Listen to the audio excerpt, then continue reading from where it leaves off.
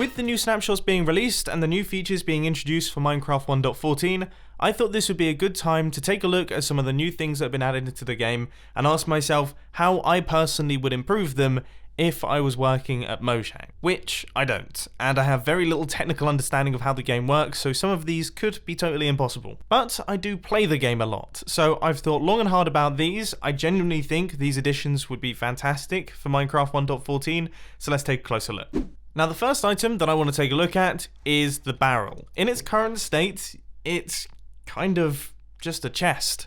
I mean, it's a chest that can be opened from any direction. Even if you block up everything, it can still be opened. But, I mean, in the grand scheme of things, that's not exactly a groundbreaking feature in Minecraft. So I suggest that it's completely overhauled, and instead of storing a bunch of different items like a chest does, I think it should only store one specific type of item, and that is set by the player. So the player walks up to a brand new barrel, right clicks on it with the item that they want the barrel to store, and it gets put on the outside a little bit like this. So this is a wheat specific barrel.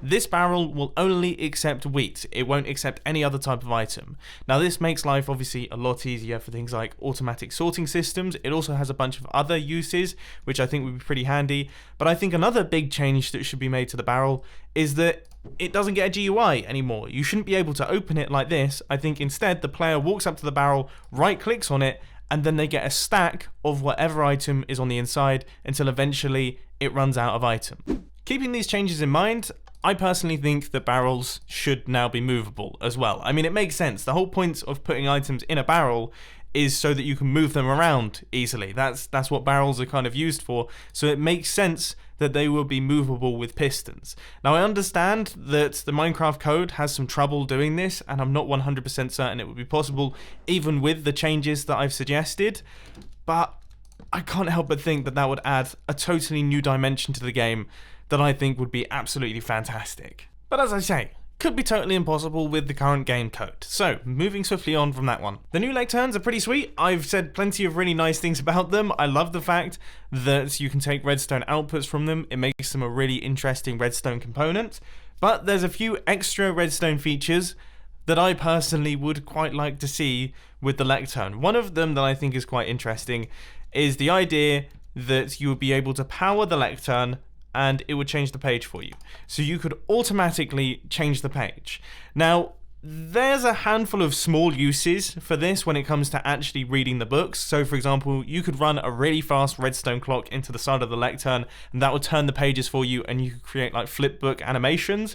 That would be quite a hilarious use for it. But more importantly, in the redstone side of things, obviously if you could power this thing, that would then change the signal strength coming out of the lectern, which means that you would be able to adjust the signal strength coming out of it using redstone signals. It would be pretty interesting. Which brings me on to another very, very predictable suggestion. I'm sure all of you saw it coming.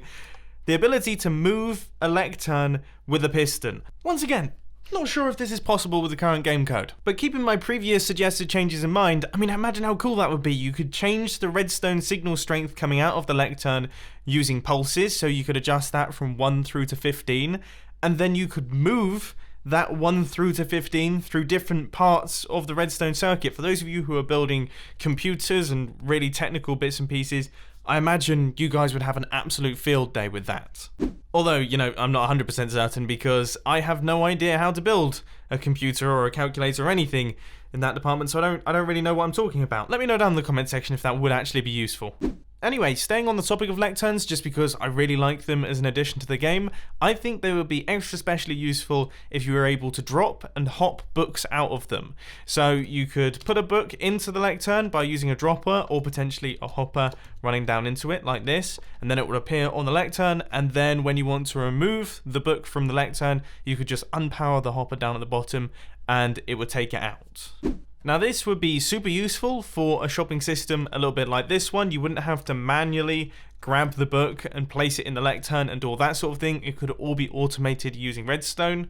But also taking into account the previous changes that I've mentioned with us being able to go through the book using redstone signals and also being able to move this lectern around, it would be very handy to be able to reset it easily by taking the book out and then re-dropping it into the lectern. That would obviously reset our redstone signal back to 0, so then we can work from a base point.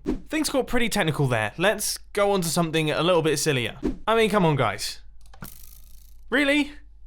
Really? I mean, I know the player is meant to be the one to ring the bell, and, you know, I understand not using redstone with this sort of thing. That doesn't really make too much sense to have a redstone activated bell. I mean, it kind of does, and that is something that I would quite like to see, but I would have thought we would at least get bell activation from arrows being shot at it.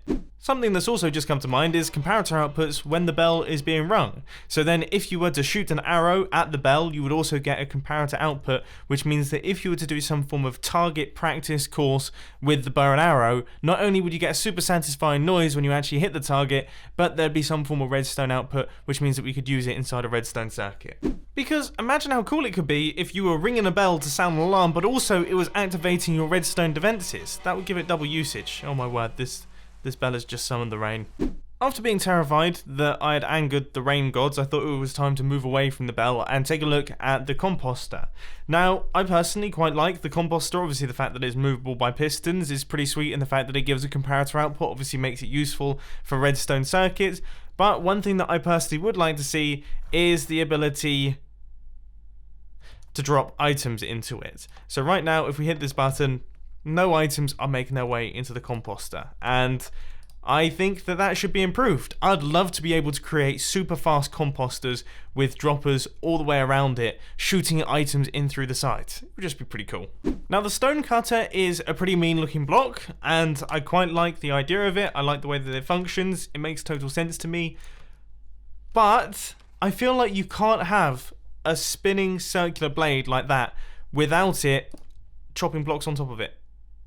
I mean, imagine how cool it would be if you could push stone over the top of the stone cutter here. You could set what type of slab you want to come out using the GUI in the stone cutter, and then you push blocks above it and they get transformed into things like stone slabs or whatever you really wanted them to be.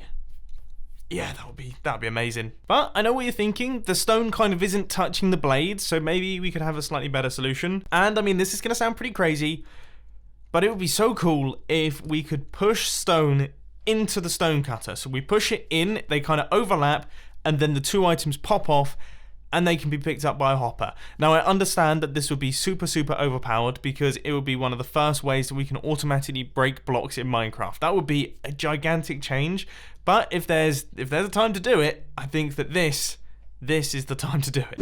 Firstly, I just want to say I absolutely love the new campfire textures. I think they look really good, especially compared to the original ones that the campfire launched with. So these things are now a lovely addition to the game. But I think they should have some added functionality. So obviously, we've got the hay bales underneath, making the smoke particles go up higher. But I think the next step for that is the ability to change the colour of the smoke by placing in different coloured wool underneath it. So for example, we have got green wool underneath our little campfire right here, so the smoke particles should have a slightly greenish hue. This means that you could have different colours for the different warning signals that you want to send out to the other players. So for example, red could mean enemies in the base, green could mean I've got some diamonds for you, blue could mean, I don't know, I'm underwater. I don't know. I mean, you guys could come up with that, but I think it would be nice. Something that wouldn't be so nice, at least for other players, would be the crossbow. I think you should be able to mount a crossbow onto a block, a little bit like this, sort of, very loosely, but you mount it onto a block, and then wherever you point it is where it kind of stays. So I jump on there, right click on the crossbow, and then I point it off in this direction, for example, and then when I let go of it, it will stay in that direction.